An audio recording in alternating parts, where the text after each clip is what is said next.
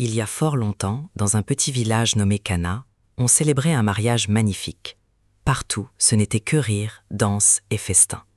Jésus, sa mère Marie, ainsi que ses amis, comptaient parmi les invités. Mais soudain, catastrophe. Un serviteur courut vers les mariés et murmura d'un ton inquiet. « Il n'y a plus de vin !» La mère du marié se prit la tête entre les mains, accablée. À cette époque, manquer de vin lors d'un mariage était une grave maladresse qui couvrait la famille de honte. Marie, la mère de Jésus, qui avait le regard empreint de bonté et le cœur sensible, remarqua l'inquiétude de la famille. Elle s'approcha de Jésus et lui dit tout bas « Ils n'ont plus de vin ». Jésus regarda sa mère.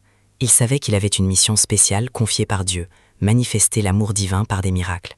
Pourtant, il se demanda « Est-ce déjà le moment ?» Malgré tout, par amour pour sa mère, il l'écouta. Le miracle de l'eau changée en vin.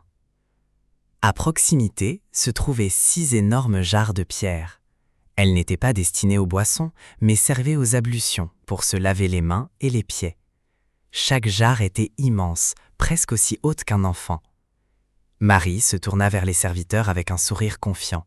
« Faites tout ce qu'il vous dira. » Jésus regarda les jarres vides et ordonna « Remplissez d'eau ces jarres. » Les serviteurs firent de nombreux allers-retours avec leurs seaux pesants. Plouf, plouf, plouf. Bientôt, chaque jarre fut remplie jusqu'au bord. Il n'y restait plus de place pour la moindre goutte. Alors Jésus leur dit « Puisez maintenant et portez-en au maître du repas. » Une surprise merveilleuse. Le maître du repas, l'homme chargé de superviser la fête, goûta l'eau devenue vin. Ses yeux s'écarquillèrent de surprise. Il interpella aussitôt le marié. « D'habitude, on sert le meilleur vin en premier, s'étonna-t-il.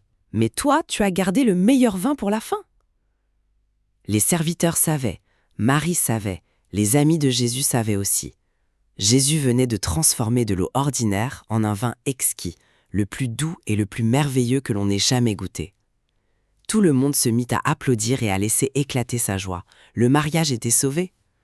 Mais au-delà de la fête, Jésus venait d'accomplir son tout premier miracle.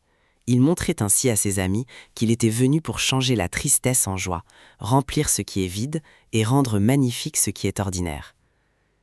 C'est pour cela que nous nous souvenons des noces de Cana, parce que lorsque nous invitons Jésus, il nous réserve toujours la plus belle des surprises.